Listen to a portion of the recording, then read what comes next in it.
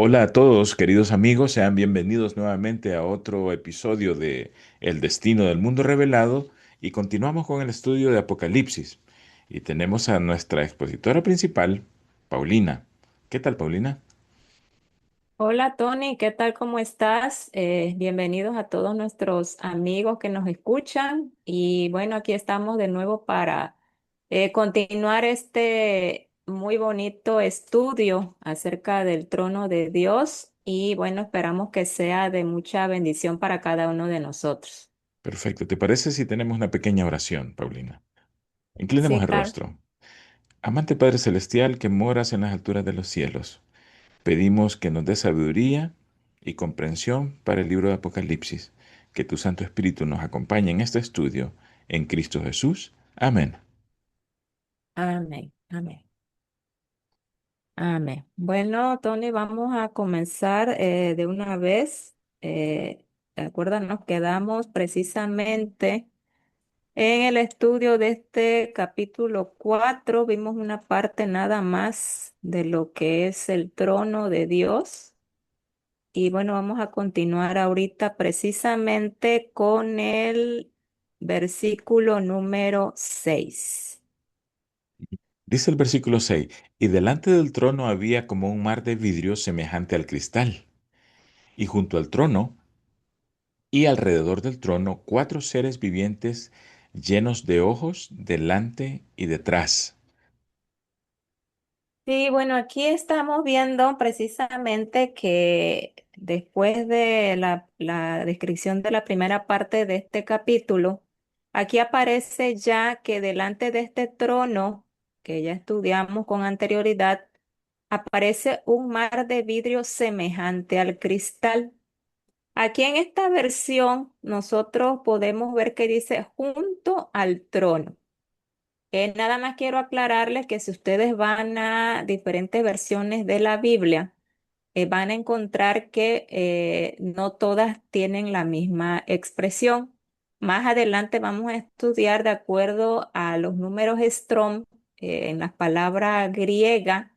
¿Qué significado tiene esta palabra realmente? Porque es muy importante para nuestro estudio, ya que vamos a establecer precisamente la ubicación de estos cuatro seres vivientes que vamos a ir estudiando sus características. Pero bueno, primero tenemos este mar de vidrio.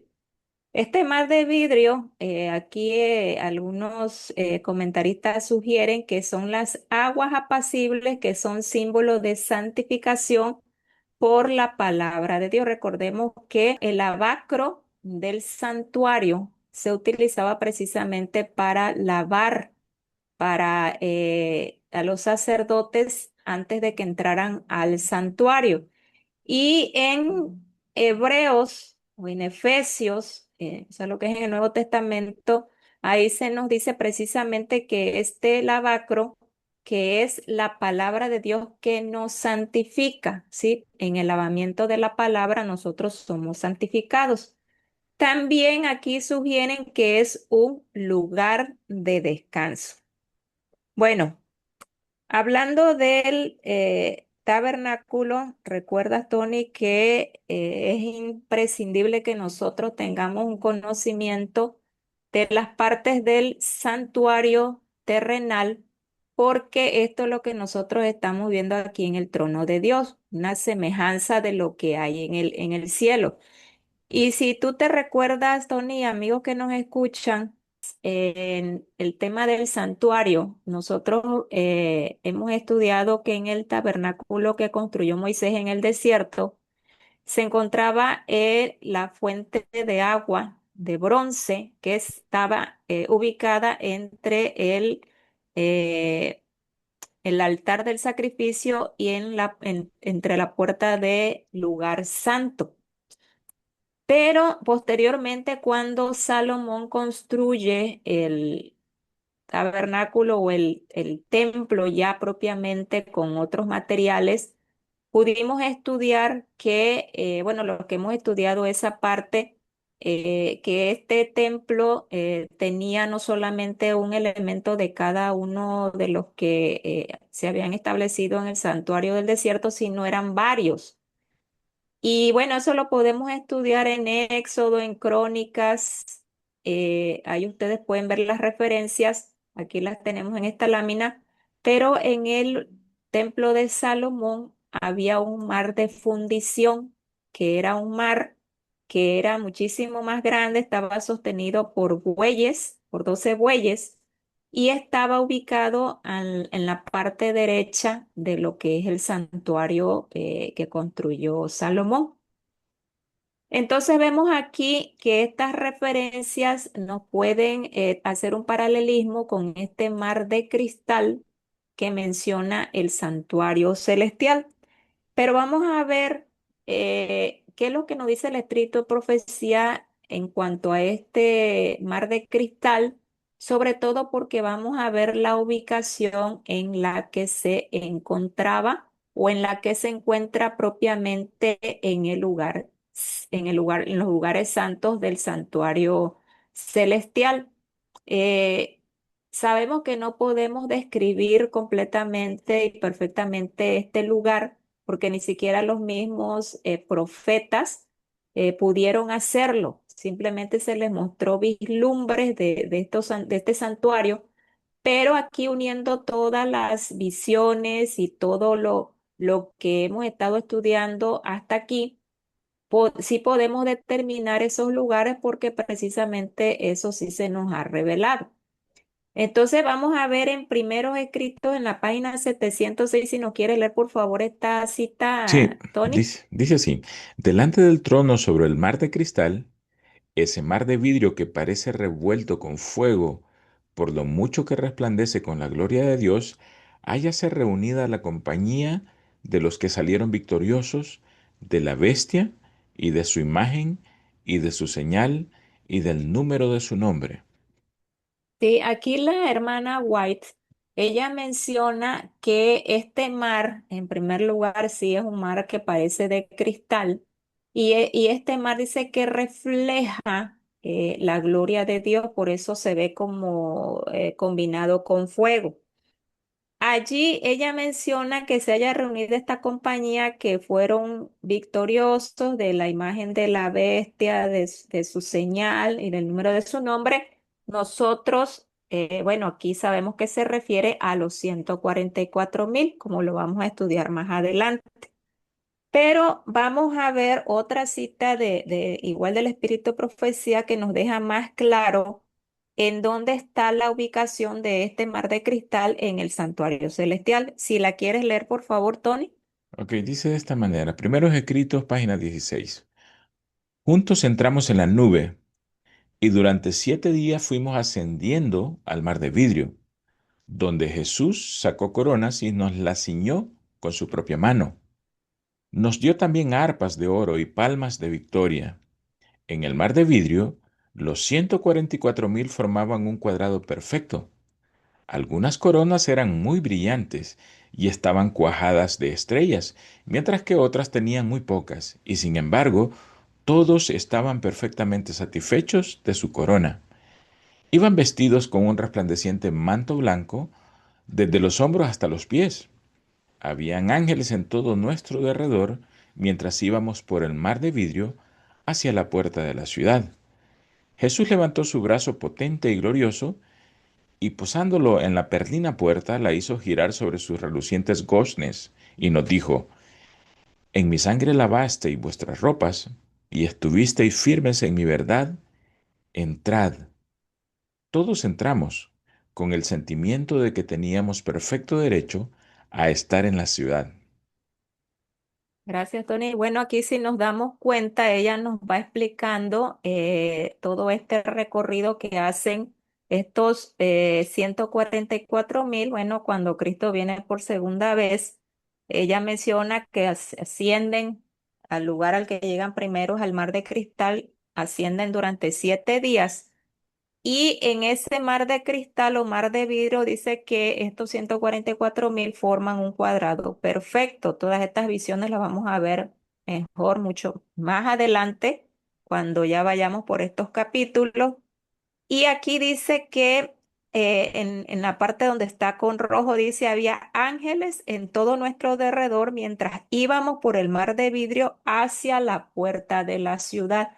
Es decir, que la ubicación de este mar de cristal, hacía como estaba el lavacro o que se encontraba en el santuario terrenal, se encuentra fuera de la ciudad, ¿sí? ¿Por qué? Porque allí dice que Cristo es el que abre esa puerta. Más adelante vamos a ver en un croquis dónde estaba esa puerta que se abre y dice que todos entran hacia la ciudad. Entonces aquí vemos una clara referencia que la ubicación que dice aquí la palabra de Dios, que ese mar de vidrio está delante del trono, significa que está efectivamente delante del trono o frente al trono, pero fuera de la ciudad, ¿sí? Antes de que pasen las puertas de perla y entren propiamente a lo que es el lugar santo y santísimo.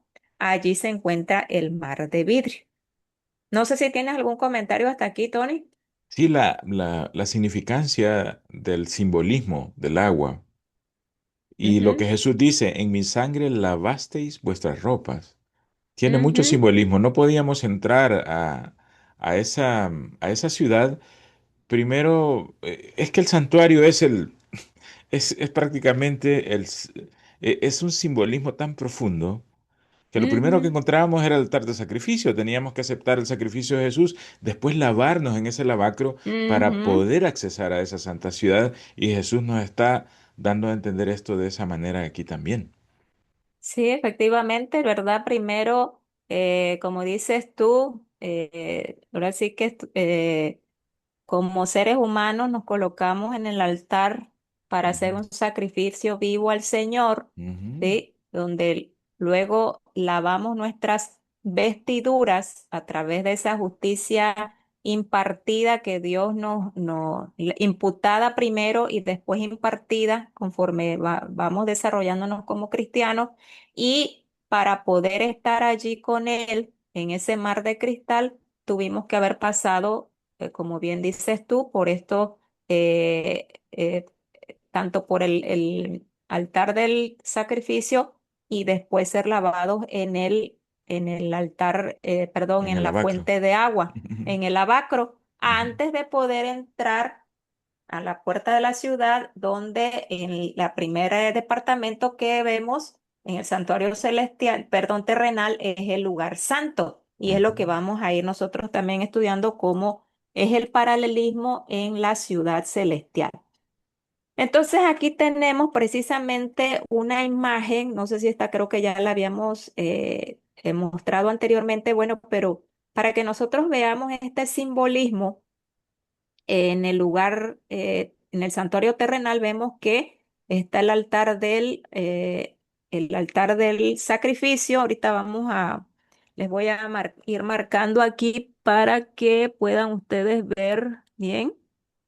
A ver si me dice si se ve, ¿verdad? Se ve sí, muy el... bien. Ok, bueno, entonces aquí tenemos lo que es el altar del sacrificio, que esto está en el atrio del santuario terrenal. Esta es la fuente de agua y aquí ya es lo que precisamente es la puerta para entrar al lugar santo y al lugar santísimo. De Ujú, acuerdo con esta visión que vimos de la hermana White, en el santuario celestial vemos que no es coincidencia que el Señor en esta parte que podríamos decir que es en lo que es la parte del atrio, en la ciudad santa, aquí se ponen en un cuadrado perfecto los 144.000 y en medio está el cordero. ¿Qué significa? Bueno, aquí ellos hacen, por decirlo así, la forma de lo que es el altar del holocausto, el cordero adentro, que fue el sacrificio precisamente que se tuvo que hacer para que nosotros en ese lavacro que es, pudiéramos estar precisamente en este mar de cristal y entrar por esta puerta aquí, que es la que ya nos deja entrar lo que es la ciudad santa donde vamos a ver que, de acuerdo con todas las visiones que hemos estado estudiando y las que vamos a estudiar, vemos que en el santuario celestial pues hay una calle de la ciudad que esta nos lleva a lo que es ya el trono de Dios en el mismo paralelismo del lugar santísimo del santuario terrenal. Sí, entonces aquí lo podemos ir observando cómo es muy necesario que nosotros entendamos el tema del santuario terrenal para que podamos entender estas visiones del santuario celestial. Paulina, y ese Ok. cuadrado perfecto Sí. no es casualidad. Y que Jesús Ajá, sea el centro también no es casualidad, porque esto es como un desfile triunfal para entrar a las puertas. Y claro, que Jesús vaya así al es, centro y los demás santos rodeándolo significa que sin Jesús no pueden entrar tampoco. claro que sí. Y bueno, aquí tenemos una imagen que a mí me gusta mucho. Esta es de un libro que se llama Apocalipsis, el autor es el Leroy Ebesco. Me gusta mucho el cómo describe este Mm, santuario celestial. Bueno, podemos imaginarnos algo así de acuerdo a las características, como yo les dije, que estamos estudiando en la Biblia y el Espíritu de Profecía, aunque sabemos que no exactamente es así a como ujú, podemos tal vez dibujarnos. Entonces aquí vemos que en esta parte, antes de entrar a lo que es el cuadrado de la ciudad, encontramos lo que es el mar de vidrio semejante al cristal y aquí vemos lo que es el cuadrado que hacen los 144.000 con el cordero en medio. Vemos lo que es aquí el trono, ¿verdad? De Dios y vemos que precisamente delante del trono se encuentra ese mar de cristal. Ok, bueno, aquí tenemos otras imágenes igual de ese mismo libro, donde los redimidos ahí están en el mar de cristal, entran por las puertas de la ciudad, ahí se asoma lo que es el trono. También tenemos aquí en esta visión que se le dio a Juan, él aparte de ese mar de cristal, también nos menciona que él ve cuatro seres vivientes. Vamos a estudiar ahorita esos seres vivientes. Esto está en Apocalipsis 4:6, dice, y delante del trono, que ya vimos dónde estaba también este mar de vidrio semejante al cristal, dice, y junto al trono y alrededor del trono, cuatro seres vivientes llenos de ojos delante y detrás. Bueno, tenemos cuatro seres vivientes. Vamos a ver esta descripción que se hace de ellos en los versículos del 6 al 8. Bueno, ahí en la imagen tenemos más o menos la descripción de a lo que se refiere estos versículos, pero vamos a leerlo mejor a cómo viene en la palabra de Dios. Si lo quieres leer, por ujú. favor, Tony. Dice el versículo 7: el primer ser viviente era semejante a un león, el segundo era semejante a un becerro, el tercero tenía rostro como de hombre, y el cuarto era semejante a un águila volando. Y los cuatro seres vivientes tenían cada uno 6 alas, y alrededor y por dentro estaban llenos de ojos, y no cesaban día y noche de decir: Santo, Santo, Santo es el Señor Dios Todopoderoso, el que era, el que es y el que ha de venir. Amén. Bueno, entonces vemos aquí la descripción precisamente de estos cuatro seres vivientes que Juan ve. Hemos estado también comentando que esta visión, la visión de Isaías y la visión de Ezequiel, son visiones similares que ellos tuvieron del trono de Dios. Unos tal vez los describen de una manera, otros de otra, pero en sustancia viene siendo lo mismo. Aquí la diferencia, que quizás aquí nada más quería comentar porque vamos a ver un cuadro comparativo, es que si bien es cierto, Ezequiel ve cuatro seres vivientes y cada uno de ellos los ve con cuatro caras diferentes, a Juan se le muestran estos cuatro seres vivientes, pero cada ser viviente tiene una figura, ¿verdad? Diferente. Así lo podemos ver aquí en esta imagen en la que son cuatro seres vivientes y cada uno representa un distinto animal. Lo que quiero aquí también aclararles, hermanos, hermanas y amigos que nos escuchan, es que nosotros aquí estamos describiendo símbolos que representan lo que hay realmente en el cielo. No debemos de pensar como hay quienes así tal vez lo pudieran expresar, que en el cielo vamos a encontrar todo este tipo de seres híbridos que tienen tantas alas, que tienen varias cabezas, porque no es el propósito de Dios que nos imaginemos que todo en el cielo es totalmente raro y extraño. En profecía ya hemos visto tanto Daniel como Apocalipsis, Dios les muestra los eventos y los reinos a través de bestias híbridas que no existen en la vida real y por lo tanto también todo esto que estamos aquí estudiando y vamos a estudiar es pura simbología. Por eso vamos a definir qué significa cada uno de estos símbolos. En primer lugar, nos dice que estos seres que ven todos estos profetas tienen alas. No vamos a leer todos los versículos. Aquí tienen ustedes toda una gama de versículos que ustedes pueden ir descifrando esta simbología a través de una concordancia. Buscan la palabra y ahí les va a aparecer todo en la Biblia sobre esa palabra y de acuerdo al contexto que estemos estudiando es el significado que se le va a dar.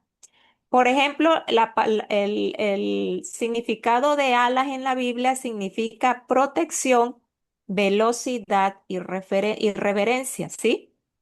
Sabemos que el Señor se muestra como un águila protegiendo a sus hijos. Sabemos también que las bestias de Daniel que tienen alas es porque fueron reinos que fueron muy rápidos en desarrollarse y en conquistar. Y reverencia porque hemos visto precisamente en estas visiones que los ángeles con sus alas se tapan su rostro y sus pies para adorar a Dios en un símbolo de reverencia. Entonces eso es lo que significa alas en la Biblia y por eso ellos tienen varias alas. No es que realmente tengan todo ese número de alas y que parezcan pues seres realmente como extraterrestres, ¿verdad? Lo podríamos ver así. Mm.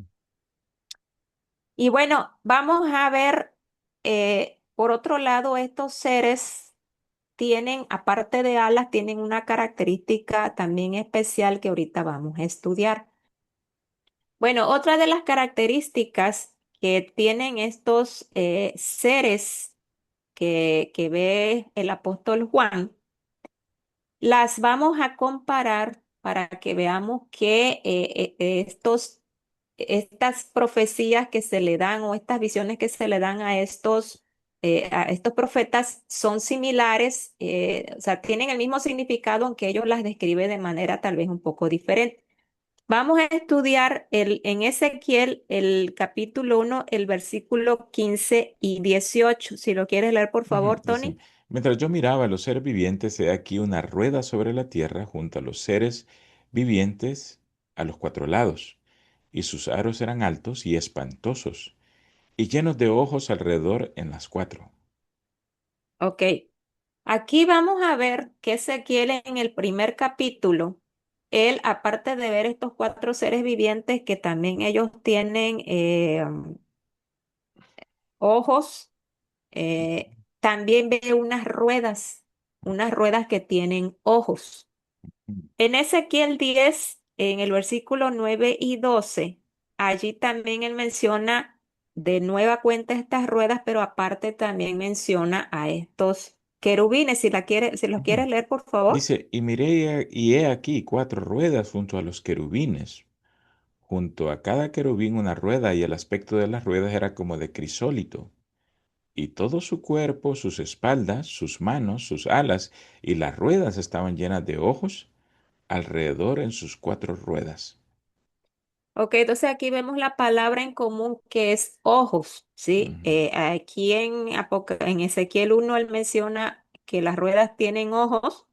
Y en Ezequiel 10 ve que estos querubines, que cada uno tiene una rueda junto a él menciona que todo el cuerpo de estos querubines, sus espaldas, sus manos y sus alas, y también las ruedas estaban llenas de ojos. Vamos a adelantarnos un poquito a Apocalipsis 5:6 para que nosotros podamos ir entendiendo Apocalipsis. Nuestro estudio tiene que ser como lo hacemos en toda la Biblia. Tenemos que ir de atrás para adelante para que podamos encontrar el significado de los símbolos. Por Ujú. eso vamos a utilizar ahorita un versículo que no hemos estudiado, pero que tiene que ver con esto que estamos estudiando Ujú. ahorita. Si lo quieres leer, Sí. por favor. Sí. Paulina, siempre que leo esto de los ojos, me recuerda cuando yo tuve el primer contacto con el libro de Apocalipsis cuando era niño. Me dio miedo, Ajá. me dio terriblemente miedo y no volví a leer ese libro de Apocalipsis hasta no sé cuánto tiempo después. Pero en la mente de un niño, digo, una cosa tan horrible, tan amorfa. Pero aquí vamos viendo que esto es un Exacto. simbolismo muy profundo. Ajá. Dice la cita que Sí. quieres que lea, Apocalipsis 5:6. Y miré y vi que en medio del trono y de los cuatro seres vivientes y en medio de los ancianos estaba en pie un cordero como inmolado, que tenía 7 cuernos y 7 ojos, los cuales son los 7 espíritus de Dios enviados por toda la tierra. Gracias, Tony. Bueno, si ustedes se dan cuenta, también aquí vemos que este cordero, que ya sabemos que nuestro Señor Jesucristo tiene 7 ojos. Y esos Mm, 7 ojos, aquí la misma palabra de Dios nos da el significado, no tenemos que ir tanto a buscar por otro lado, ni asumir otro significado, porque aquí nos dice que son los 7 espíritus de Dios enviados por toda la tierra. Bueno, en su momento vamos a estudiar más profundamente este versículo, pero si ustedes se dan cuenta, todos estas visiones tienen que ver con ojos, ¿sí? Ahora, ¿qué significan estos ojos? Vamos a ver también en estos mismos pasajes, en estas mismas visiones, otros versículos, pero donde vamos a encontrar, por decir así, el significado o el paralelismo que tienen Ezequiel con Apocalipsis 5:6. Si quieres leer, por favor, Tony, Ezequiel 1:19 y 20. Dice de esta manera, y cuando los seres vivientes andaban, las ruedas andaban junto a ellos. Y cuando los seres vivientes se levantaban de la tierra, las ruedas se levantaban. Hacia donde el espíritu les movía que anduviesen, andaban hacia donde les movía el espíritu que anduviesen. Las ruedas también se levantaban tras ellos porque el espíritu de los seres vivientes estaba en las ruedas. En Ezequiel 10:16 al 17, a Y ver qué es lo dice, que nos menciona ahí también. y cuando andaban los querubines, andaban las ruedas junto con ellos. Y cuando los querubines alzaban sus alas para levantarse de la tierra, las ruedas tampoco se apartaban de ellos. Cuando se paraban ellos, se paraban ellas, y cuando ellos se alzaban con ellos, porque el espíritu de los seres vivientes estaba en ellas. Ok, gracias Tony. Apocalipsis 5:6, lo que ya leímos también, Ujú, pero aquí vamos a darnos cuenta de otra situación, de otro significado que se le va a dar precisamente a estos ojos, que es lo que tiene que ver los ojos que tienen los querubines, estos ojos que tienen las ruedas, los ojos que tiene el cordero. Aquí, si ustedes se dan cuenta, en Ezequiel, él ya nos introduce al espíritu. ¿Por qué? Porque dice que estas ruedas y así como estos querubines o estos seres vivientes se movían. ¿Por qué? Porque el espíritu que había en ellos era el que los dirigía, ¿sí? ujú, En Apocalipsis 5:6 ya vimos que estos ojos se tienen que ver con los 7 espíritus de Dios. Aquí tenemos también al Espíritu de Dios, que es el Espíritu Santo. Bueno, ya sabemos que en Apocalipsis 4 Juan ve unas lámparas de fuego, que ya vimos también que es la perfección, la plenitud del Espíritu Santo. Entonces, vemos que en estas visiones se encuentra también el Espíritu Santo en acción, ¿sí? En este capítulo 4 ya dijimos que el que se sienta en el trono, ¿quién es? El Padre. Y aquí estamos viendo que también se encuentra el Espíritu Santo y también se encuentran los ángeles o querubines o serafines, como nos mencionan estos profetas. Este es el contexto del trono en este momento del capítulo 4. En el capítulo 5 va a ser un poco diferente, pero bueno, ya lo vamos a estudiar. De ahí nosotros podemos definir con esta cita que ya vimos de Apocalipsis 5 que ojos significan conocimiento y vigilancia constante. Por eso nosotros en Segunda de Crónicas, en el capítulo 16 versículo 9 nos dice, porque los ojos de Jehová contemplan toda la tierra para mostrar su poder a favor de los que tienen corazón perfecto para con él. Entonces, estamos viendo que aquí está la obra del Espíritu Santo que Dios Ujú. utiliza tanto a lo que es la función del Espíritu Santo como los ángeles para tener un conocimiento de todo lo que se hace en esta tierra y para también tener una vigilancia constante precisamente de todos los seres humanos.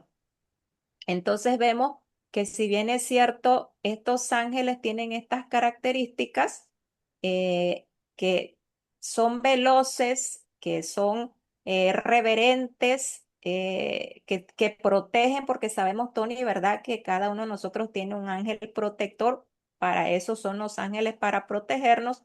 También los ángeles tienen conocimiento de todas las obras que hacemos, porque recordemos que ellos son los que anotan todas nuestras acciones en los libros para que haya un registro allá en el cielo de donde nosotros vamos a poder ser juzgados. Y bueno, mantienen una vigilancia constante de cada ser humano, de toda la obra que se hace aquí en la tierra. Por eso, esta cita de la hermana Elena G. de White es contundente para el punto que nosotros queremos aquí comentar. Si la quieres leer, por Ujú. favor, Tony. Esto es Testimonios para la Iglesia, tomo 5, Ujú. página Página 702. 702. Dice, las complicadas ruedas que al profeta le parecían envueltas en confusión estaban bajo la dirección de una mano infinita. El Espíritu de Dios, que según la revelación movía y dirigía estas ruedas, sacaba armonía de la confusión, de tal manera que todo el mundo estaba bajo su dominio. Miríadas de seres glorificados estaban listos para predominar a su orden contra el poder y la política de los hombres malos y reportar beneficio a sus fieles. Amén. Entonces vemos aquí, ya les comentamos que todas estas visiones que tuvieron estos profetas fueron en los peores momentos en los que estaban pasando como pueblo de Dios. Dios Ujú. les quiso mostrar a estos profetas que por sobre de todo este dominio de estos reyes paganos que los tenían en cautiverio, se encontraba uno mucho más alto en un trono alto y sublime y que este Espíritu de Dios es el que mueve y dirige a través del ministerio de los ángeles todos los acontecimientos que hay en la tierra y ellos predominan sobre la maldad del hombre. Entonces, volvemos a repetir lo que ya habíamos dicho en el capítulo 1 de Apocalipsis. En donde están los ángeles, ahí está el Espíritu Santo. ¿Por qué? Porque Él es el comandante del ejército celestial después de que el Señor asciende al cielo. Él se queda como comandante de estos ángeles aquí en la tierra y Él es el que mueve a todos estos ángeles en, en las acciones que ellos ejecutan para beneficio de nosotros como seres humanos. Sí es cierto que muchas veces podemos ver que en la Biblia se mencionan quizás más la obra de los ángeles. No debemos de dejar de pensar que siempre detrás de ellos está el Espíritu Santo, aun cuando no se le mencione explícitamente en el texto en cuestión. El Espíritu Santo es como el jefe de los ángeles técnicamente. Ujú, Sin las decisiones del Espíritu Santo, los ángeles no pueden actuar. Y estos ojos a mí me dejaban confundidos cuando empecé a entender Apocalipsis, pero eventualmente nos ujú, damos cuenta que es una simbología y que puede simbolizar tanto rapidez de movimiento, gran inteligencia e inclusive discernimiento. Por eso es que el ojo de Jehová observa todo y es este simbolismo que ujú. estamos viendo acá. Así es, bueno. Vamos a continuar. ¿Quiénes son los cuatro seres vivientes? Simbolismo, ya lo dijimos, todo esto es simbolismo, no existen este tipo de seres de muchos ojos, de muchas alas, con caras de animales, simplemente es una simbología sobre la cual Dios nos quiere mostrar todo los elementos celestiales que como seres humanos nosotros no podemos contemplar a simple Los vista. atributos, ¿verdad? Los atributos, exactamente. Bueno, ya vimos que están juntos alrededor del trono, aunque la palabra junto no es la adecuada. Aquí ya la vamos a ver. Están llenos de ojos delante y detrás. Sus rostros son semejantes a león, becerro, hombre, águila volando. Cada uno tenía 6 alas y dice sin cesar, Santo, Santo, Santo. Muchos, por ejemplo, aquí podríamos mencionar que estos animales representan la perfección de la creación terrestre, pero bueno, hay otro significado que se me hace un poco más atinado. Vamos a leer también de este libro de Leroy Evesco, lo que él menciona aquí acerca de esta parte. Si la quieres leer, por favor, Ujú. Tony. Dice la visión que Juan presenta en el capítulo 4 de Apocalipsis es la que también fue vista por Isaías y Ezequiel. Por eso Elena G. de White dice que para poder identificar correctamente esos seres, nuestro estudio debemos unirlo con el capítulo sexto de Isaías y los dos primeros de Ezequiel. Y a pesar de las diferencias que encontramos entre las descripciones de Ezequiel, capítulo 1 y 10, el profeta asegura que son los mismos. Hay otras diferencias menores al compararlas con las de Isaías y Juan, para hacernos recordar que son figuras simbólicas, no reales. Como les había yo comentado, Isaías Ujú, ve serafines. Él ujú. no describe que sean seres vivientes, simplemente serafines y que adoran al Padre y dicen Santo, Santo. Ezequiel ve a estos seres vivientes con 4 cabezas cada uno, pero 4 seres vivientes.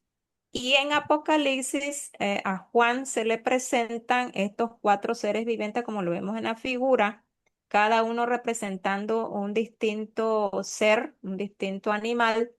Y en Apocalipsis 5 ahí aparecen otra vez estos 4 seres vivientes y ya aparece lo que es el Cordero, pero en realidad es una misma escena, nada más que descrita con unas cuantas diferencias, como dice aquí este autor.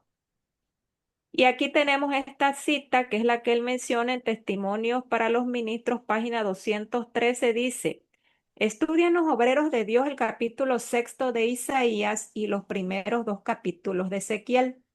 La rueda dentro de otra rueda, la semejanza de criaturas vivientes relacionadas con ellas. Todo le parecía al profeta intrincado e inexplicable, pero la mano de la sabiduría infinita se ve entre las ruedas. Es una mano que se ve que sale de esos querubines. Y el orden perfecto es el resultado de su obra. Cada rueda trabaja en perfecta armonía con cada una de las demás. Ok. Bueno, entonces ahora sí vamos a ver aquí un pequeño cuadro comparativo en donde vamos a ver que en la visión de Juan, vamos a ir rápidamente, dice que hay 4 seres vivientes. Aquí nos menciona 4 seres vivientes llenos de ojos delante y detrás. Él ve a uno que es semejante a un león, becerro, hombre y a un águila volando. Estos tienen 6 alas, alaban incesantemente y están de acuerdo con la alabanza del Cordero y están llenos de ojos. En la visión de Ezequiel tenemos también que él ve 4 seres vivientes. pero la diferencia es que Ezequiel menciona en el versículo 5 que a estos seres vivientes les ve semejanza de hombre, o sea, los ve como parecidos a hombres. Ya vamos a estudiar un poquito más adelante eso.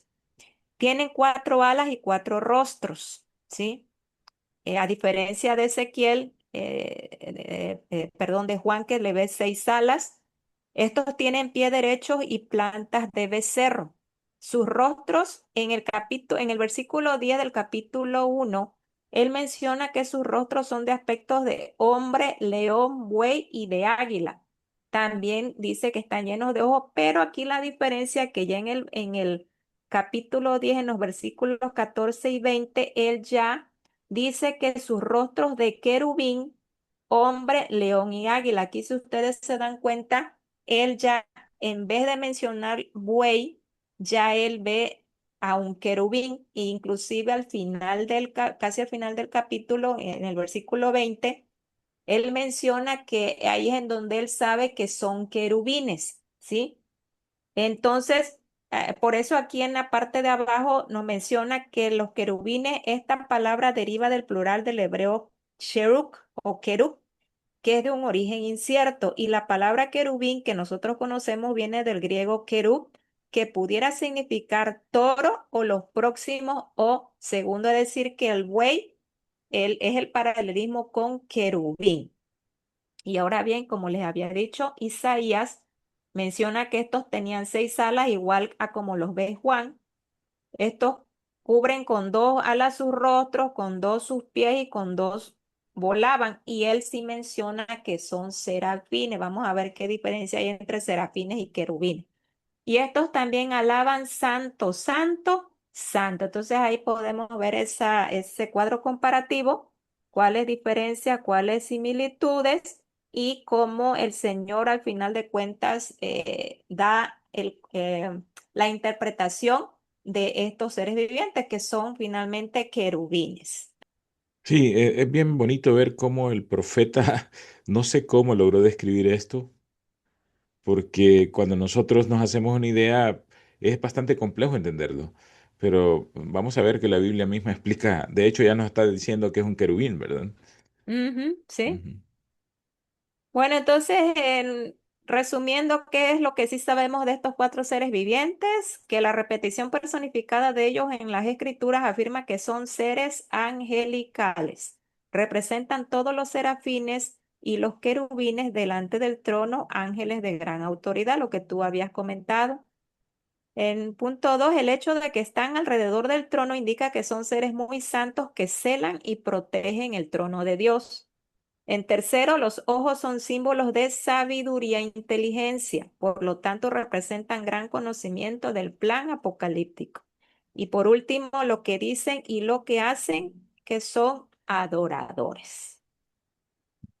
Bueno, vamos a ver algunas citas de algunos pioneros que me gusta la descripción que ellos hacen de la interpretación de estas características que tienen estos cuatro seres vivientes. Por ejemplo, tenemos la de Uriah Smith en el libro Daniel and Revelation, página 418. Si la quieres leer, por Ujú. favor, Tony. Dice, las cualidades que parecen significar los emblemas o los símbolos, ¿verdad? Son la fuerza, la Ujú. perseverancia, la razón y la rapidez. Fuerza de afecto, perseverancia en el cumplimiento de las exigencias del deber, razón en la comprensión de la voluntad divina y rapidez en la obediencia. ¿Ok? Entonces, eso es lo que él menciona o interpreta acerca de la simbología de estos cuatro seres vivientes como animales, ¿verdad? ¿Qué es lo que significa esto? Vamos a ver también otra cita de Stephen Nelson Haskell. Ujú. Eh, si la quieres leer, por favor, está en, Dice, The Story. Si la quieres interpretar qué libro es. dice la historia del vidente de Patmos, algo así se traduciría, The Ujú. Story of the Seer of Patmos. Dice, Página 98. Ujú. Ujú. Dice, estas cuatro criaturas vivientes representan cuatro fases del carácter de Dios. Cristo en su vida sobre la tierra combinó estas cuatro naturalezas. Es el león de la tribu de Judá.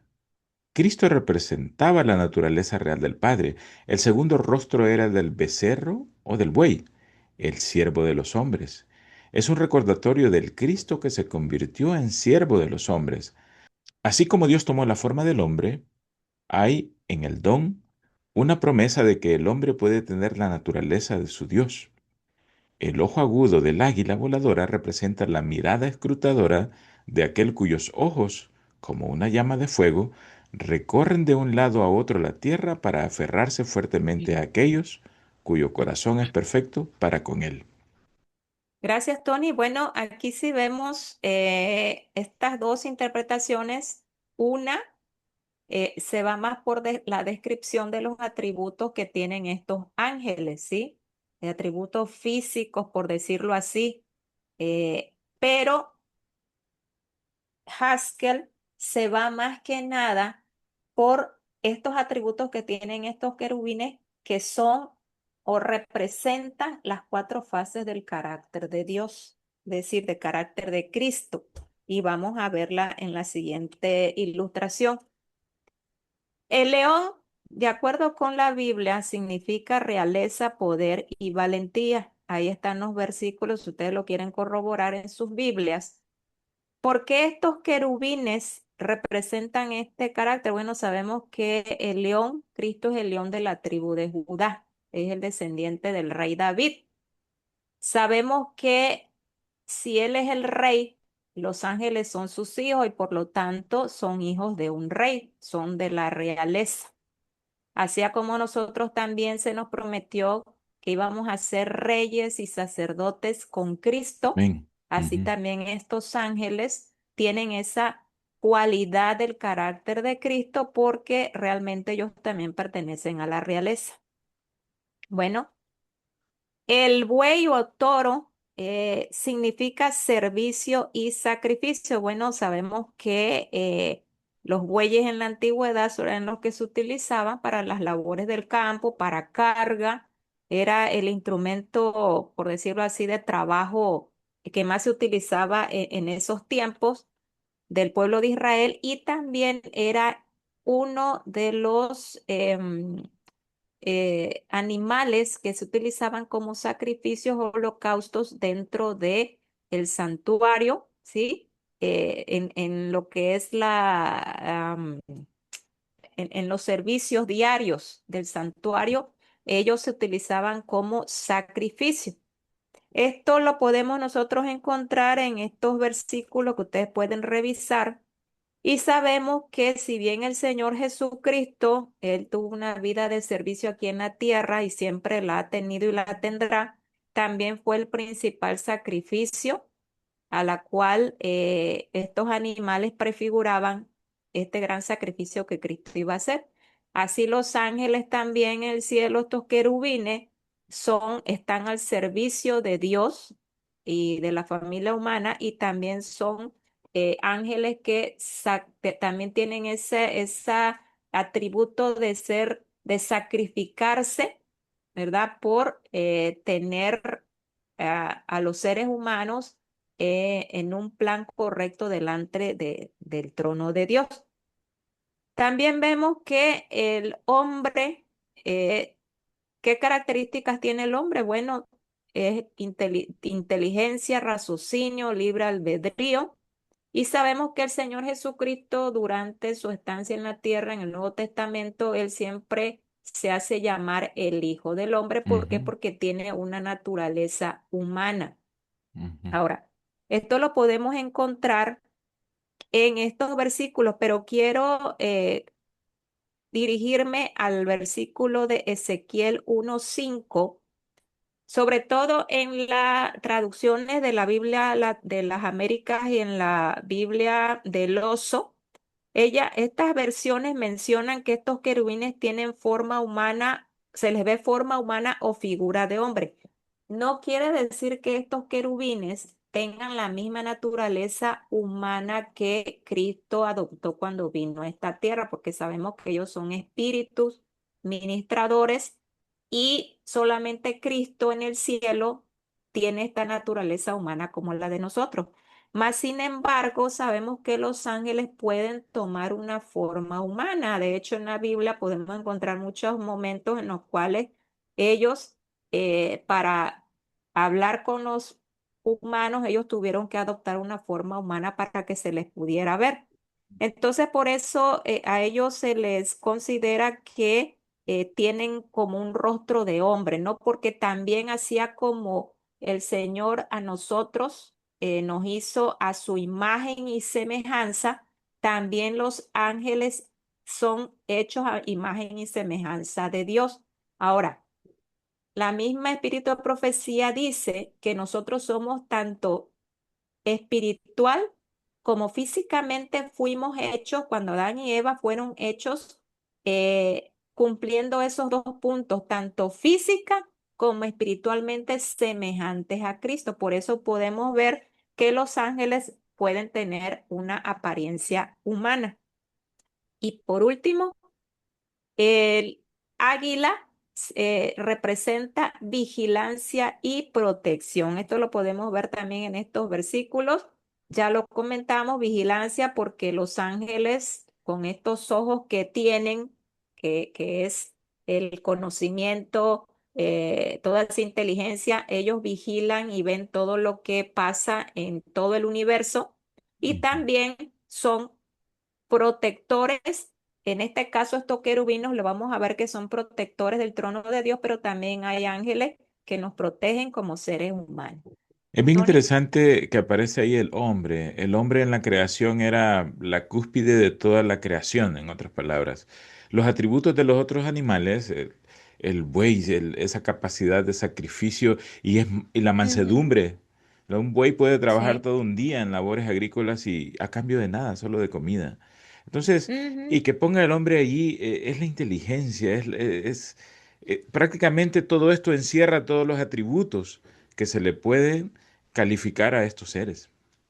Sí, sobre todo aquí mencionando lo que es el libre albedrío. Sabemos que Mm, también los ángeles que pueden tomar también sus propias gozan de eso. decisiones, inclusive hubo uno que tomó una mala decisión que pues, nos tiene a todos aquí en este mundo de pecado. Amolados. Pero, ajá, y también Cristo, bueno, en su carácter era libre para decidir y él, gracias a Dios, decidió por hacer siempre lo correcto. Entonces, pues vemos que estas son las características que tienen estos querubines. No es que realmente ellos tengan todas estas caras literales, sino que Ujú. tienen esas características que representan a estos animales. Bueno. Vamos a ver una cita de la hermana Elena G. de White que no, que bueno, por lo menos a mí me convence en el sentido de que estos querubines, Dios los muestra así con estas caras, porque realmente sí representan las fases del carácter de Cristo. Y si la quieres leer, por favor. Esta está en Review and Herald, diciembre Ujú, 22 de 1896. Dice así, los serafines ante el trono están tan llenos de temor reverencial al contemplar la gloria de Dios que ni por un instante se miran a sí mismos con autocomplacencia, ni con admiración de sí mismos, ni de los demás. Su alabanza y su gloria son para el Señor de los ejércitos, que es alto y enaltecido, y cuya gloria, el séquito de su gloria, dice Profetas y Reyes, llena ujú. el templo. Al ver el futuro, cuando toda la tierra se llenará de su gloria, el canto triunfal de alabanza resuena de unos a otros en su canto melodioso. Santo, santo, santo es el Señor de los ejércitos. Están plenamente satisfechos de glorificar a Dios y en su presencia, bajo su sonrisa de aprobación, no desean nada más. Al llevar su imagen, al hacer su servicio y adorarlo, su más alta ambición se alcanza plenamente.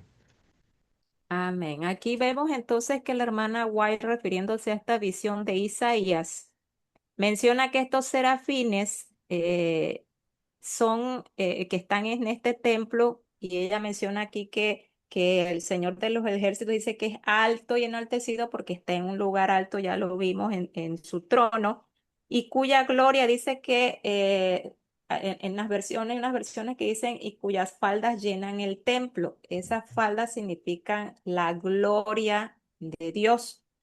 ¿Sí? Entonces ella dice que al llevar su imagen, entonces esto nos corrobora que efectivamente los ángeles llevan la imagen de Cristo, llevan su carácter, ¿sí? Porque nosotros como seres humanos estamos llamados a tener el carácter de Cristo porque vamos a ser, a llegar a ser igual que los ángeles cuando seamos transformados, y entonces todos vamos a tener esa imagen de Cristo, que esa es su mayor alegría a darle servicio a Él. Entonces creo que efectivamente estas cuatro caras que tienen estos querubines representan lo que es la imagen de Cristo o su carácter.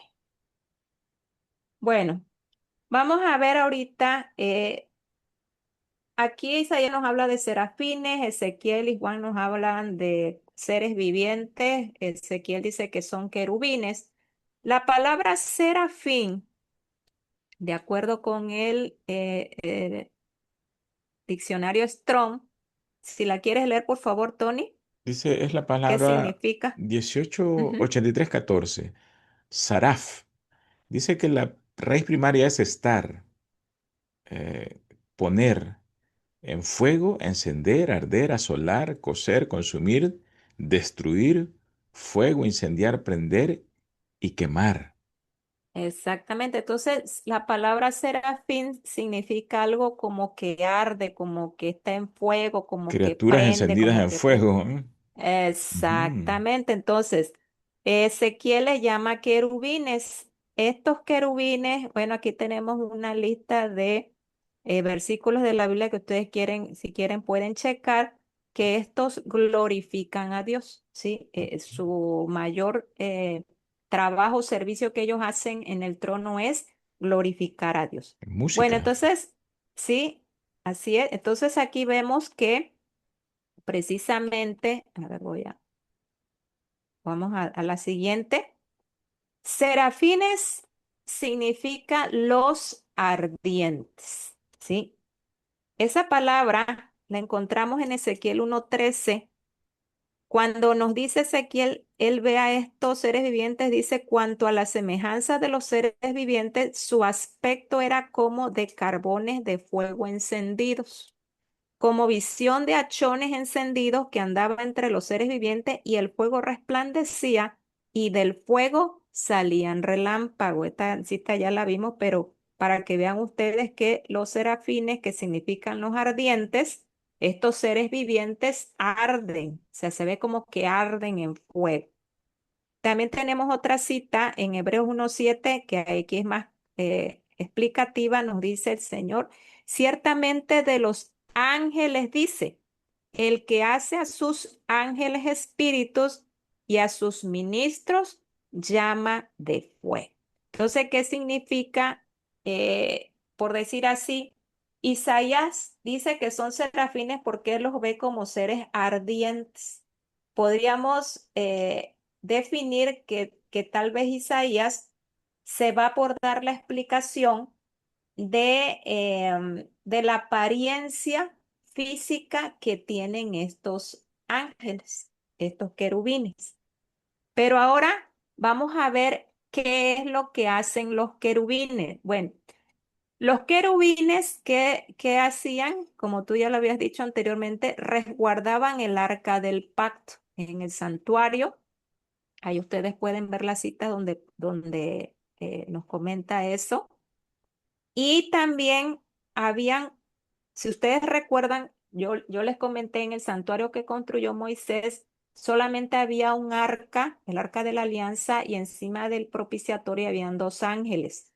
Pero Salomón cuando construye el templo, él, en la descripción que se hace, ahí tienen ustedes el versículo en Primera de Reyes, en Segunda de Crónicas, hay cuatro querubines dentro del templo de Salomón. Aquí los pueden ustedes ver si ven aquí el puntito rojo. Habían los dos que estaban sobre el propiciatorio del arca, pero aparte él mandó a hacer otros dos ángeles de muchísimo mayor tamaño que cubrían el arca junto con los ángeles que tenía el arca. Entonces habían cuatro querubines en el templo de Salomón. Entonces podemos ver que la función de estos querubines es resguardar el arca del pacto. Es resguardar el arca del pacto. Si ustedes se dan cuenta, el arca del pacto, ¿qué es el arca del pacto en sí? Vamos a ver aquí una cita del Espíritu de Profecía que nos menciona en Historia de la Redención, página 188. Si la quieres leer, por Ujú. favor, Tony. Dice así, cuatro ángeles del cielo acompañaban siempre el arca de Dios en todas sus peregrinaciones para protegerla de cualquier peligro y para cumplir toda misión que se le requiriera en relación con ella. Jesús, el Hijo de Dios, seguido por los ángeles celestiales, iba delante del arca cuando ésta se aproximaba al Jordán. Las aguas se dividieron delante de su presencia. Cristo y los ángeles permanecieron junto al arca y los sacerdotes en el lecho del río hasta que todo Israel cruzó el Jordán. Cristo y los ángeles acompañaron el arca cuando ésta giraba en torno de Jericó y finalmente derribaron sus macizos muros y entregaron la ciudad en manos de Israel. Gracias, Tony. Bueno, vemos aquí que la hermana White nos menciona que cuatro ángeles del cielo iban con Cristo, siempre acompañando el arca. Este es un paralelismo con los ángeles que se encontraban en el templo de Salomón, esos cuatro ángeles que llevaban el arca. Podríamos decir que estos ángeles pudieran ser también querubines porque la función de los querubines, como vemos aquí, es proteger el arca de la alianza. ¿Qué es el arca de la alianza o el arca del pacto? Pues es el trono de Dios. Entonces podríamos concluir que Isaías nos muestra la apariencia física de estos querubines y Ezequiel y Juan nos pueden estar hablando de la función que tienen estos querubines en el trono de Dios. Bueno, vamos a ver también, Tony, si tú has escuchado estas interpretaciones, que bueno, vale la pena mencionarlas. Por ejemplo, hay quienes dicen que estos cuatro seres vivientes están relacionados con los cuatro evangelios, Mateo, Marcos, Lucas y Juan. Mateo que habla del león de la tribu de Judá, Cristo, Marcos que lo menciona a Cristo como el sacrificio, Lucas que habla de Cristo como hombre y Juan pues ve a Cristo como un águila, ¿sí?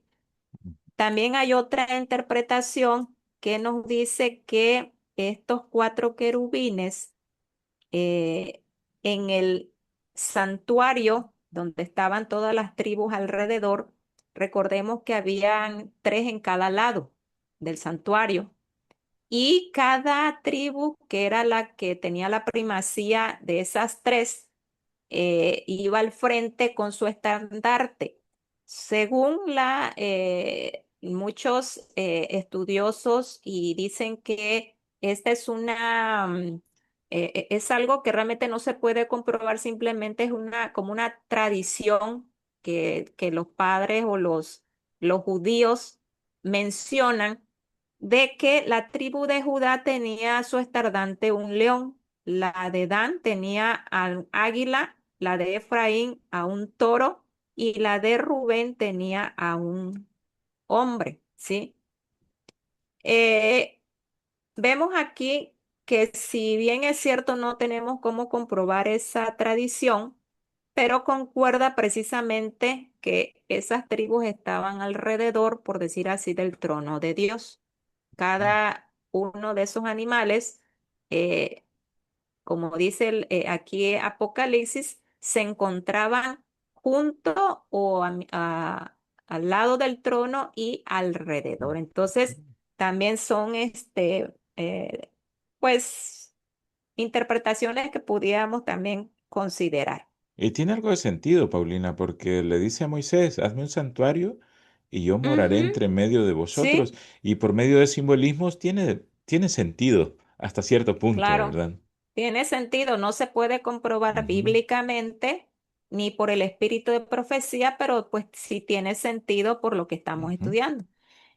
Y bueno, ya sabemos que son querubines, sabemos que son ángeles ardientes, que son los que protegen el trono de Dios. Ahora vamos a hablar de un personaje, de un querubín que desafortunadamente cayó de ese lugar tan encumbrado en el que se encontraba, porque sabemos que por lo que hemos estudiado que los querubines, que eran los que se encontraban cerca al trono, pues sabemos que tenían una jerarquía más alta que los demás ángeles. Lucifer era un ángel de luz cubridor. Era hermoso cuando Dios lo creó. Tú echas el sello a la proporción lleno de sabiduría y acabado de hermosura. Ezequiel 28. Aquí tenemos la parte completa que es a Ezequiel 28, 14 y 15. Vamos a ver algunos detalles aquí. Si lo quieres leer, por favor, ujú. Tony. Dice, tú querubín grande, protector, yo te puse en el santo monte de Dios. Allí estuviste, en medio de las piedras de fuego te paseabas.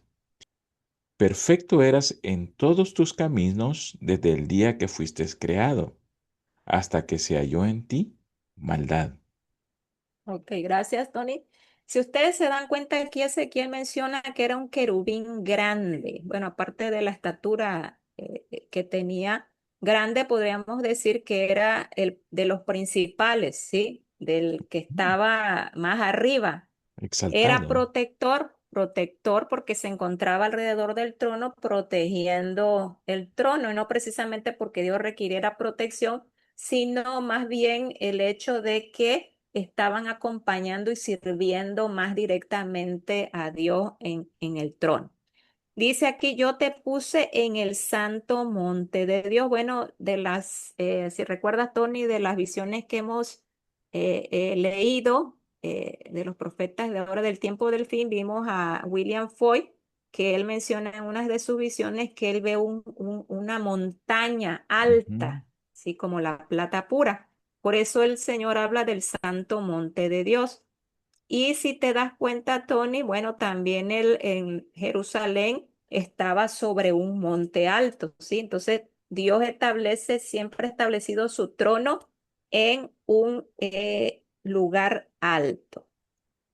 Bueno, dice aquí en Patriarcas y Profetas, página 54.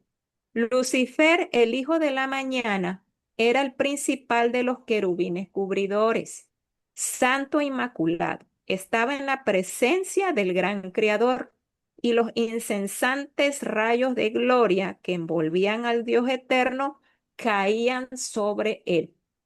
Aquí volvemos a lo mismo, Tony, como ya lo habíamos comentado anteriormente. El trono es un trono elevado. Si él dice aquí que esos rayos de Dios caían sobre él, ¿qué significa? Que Satanás, los ángeles, los querubines no estaban a la misma altura o nivel del trono de Dios. Y ahorita vamos a verlo con más detalle. Dice aquí, vamos a hacer esta comparación de dos versiones de la Biblia para que podamos captar mejor la idea que yo les quiero dar a entender.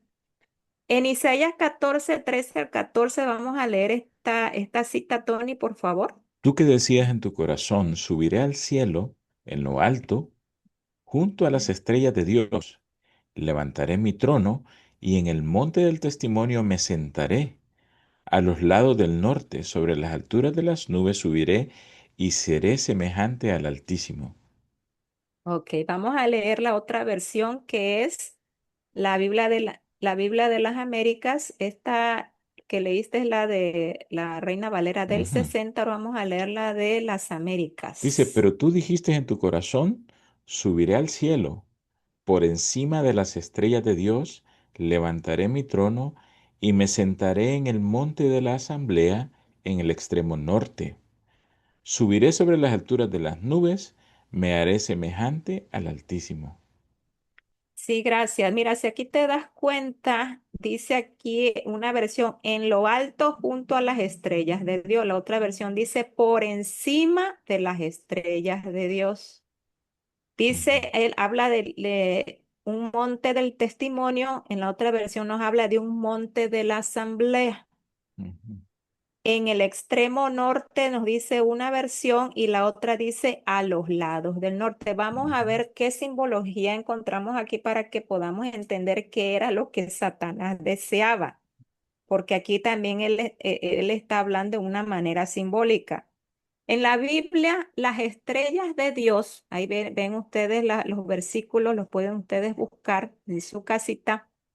Se refiere a ángeles y a hijos de Dios, dependiendo del contexto. Tanto seres celestiales como seres terrenales se le aplica esta frase de estrellas de Dios. En este caso estamos en un contexto de ángeles. Entonces, estas estrellas son ángeles, dice. Las nubes también son ángeles, ya lo vimos también en capítulo 1 de Apocalipsis. Y el monte del testimonio, de acuerdo con la Biblia, es el arca de la ley. El monte del testimonio, sabemos que el trono de Dios está en un monte alto. El arca de la ley representa el trono de Dios. Entonces, así pudiéramos decir que Satanás decía en su corazón que dice, subiré al cielo en lo alto. Si él quería subir al cielo en lo alto, significa que él estaba en un lugar inferior al trono. Es cierto, ¿verdad, Tony? Que ya lo hemos sí, estudiado así. ujú, Dice que allí iba a levantar su trono en el monte de testimonio, por encima de las estrellas de Dios o junto a las estrellas de Dios. Es decir, él quería ir al trono de Dios, ponerse en el trono de Dios y por encima de los ángeles que quedaban debajo del trono. Es decir, él quería estar al ujú, mismo nivel que Dios. ujú, Ahora dice él que él quiere estar a los lados del norte y ujú, en la otra versión dice en el extremo norte. ujú, Sabemos que el santuario tiene una ubicación. En el terrenal sabíamos cuál era la puerta de oriente, norte, sur, el este. El santuario celestial es lo mismo. ¿Por ujú, qué quería él estar? Porque él expresa que quería estar al norte del monte del testimonio o al norte del trono de Dios, ya que él subiera sobre los ángeles, que estuviera arriba del nivel de los ángeles que se encontraban por debajo. Él quería sentarse en el trono de Dios, pero en un lugar especial que era al norte. Vamos a recordar tantito. Ustedes lo pueden leer en Patriarcas y Profetas o en Historia de la Redención. Toda la historia de la caída, toda la historia de cómo Satanás la quiso ser rebelión. igual a Dios, la rebelión, porque en realidad Satanás no es que quería derrocar a Dios. Satanás lo que no quería era aceptar la autoridad de Cristo, porque él se sentía, no sabemos por qué, él quería ser igual que Cristo para poder estar junto a Dios en todas las asambleas, en todas las reuniones que ellos estuvieran. La hermana White menciona que Satanás se revela contra la autoridad del Hijo, no contra la autoridad del Padre, ¿sí? Por eso él quería estar junto al Padre, entrando con él a todos los concilios a los cuales Cristo también entraba. Por eso dice que él se quería hacer igual a Dios, es decir, igual a Cristo, pero semejante al Altísimo, o sea, semejante a Dios el Padre. Bueno, no sé si tú tengas algún comentario, Tony, antes de terminar con esta parte. Bueno, la intención era abarcar todo este capítulo ya y terminarlo, pero pues dado que son temas que realmente se tienen que explicar de una manera muy profunda, pues nos vamos a tener que alargarnos un poquito más y vamos a terminar en una próxima sesión ya con un estudio gráfico del trono de Dios para que podamos entender lo que aquí Satanás o Lucifer en su momento era el deseo de su corazón. Sí. Sí, Paulina, es bien interesante ver la estrategia que utiliza Satanás. Él sabe que como criatura no tiene ninguna oportunidad. Entonces trata de fomentar una rebelión. Y aun cuando es expulsado a la tierra, esa misma rebelión nosotros la vemos en la raza humana, cómo a Satanás le ha interesado que las civilizaciones construyan Ujú. monumentos de altura, como la Torre de Babel Sí, o Jericó, que dice que las murallas llegaban hasta el cielo. Ese término de llegar hasta el cielo era una rebelión completa hacia el Altísimo. Y podemos ver sí. nosotros en la cultura inclusive azteca, vemos esas pirámides, eh, Ujú. que todos estos sacrificios eran para demonios, para Satanás mismo, y Satanás está siempre con su misma perversidad y con esa enajenación de llegar hasta las alturas a toda costa, ¿verdad? Sí, Entonces, de hecho. ujú, Perdón, de hecho, ya ves que también en la Biblia el problema del antiguo Israel era precisamente ujú, que les gustaba ir a quemar incienso y hacer sacrificar sacrificios humanos. en los altos, ¿no? En los Sí. montes altos, Ah, sacrificios en los altos. ¿Por qué? Porque precisamente Satanás, o sea, ¿quién más que él, que era un querubín cubridor, que estuvo en el cielo, que él más que nosotros conoce perfectamente la estructura del trono, cómo ujú, es? Entonces es lógico que él aquí quiera hacer algo semejante a lo que tuvo o a donde estuvo en el cielo. ujú, Entonces él mismo, a través de todas estas culturas que tú mencionaste, todos esos lugares altos que se han establecido para los dioses paganos, pues ahí vemos ese deseo de Satanás de hacer un trono semejante al que hay en el cielo. Por eso sí. entonces vemos que efectivamente todo lo que aquí hemos estudiado de ese trono que está alto, que es un alto y sublime y que los ángeles están por debajo del trono, es Ujú, una realidad. sí. Bueno, Paulina, creo que el tiempo ya se nos terminó. Creo que nos vas a seguir explicando esto el próximo capítulo.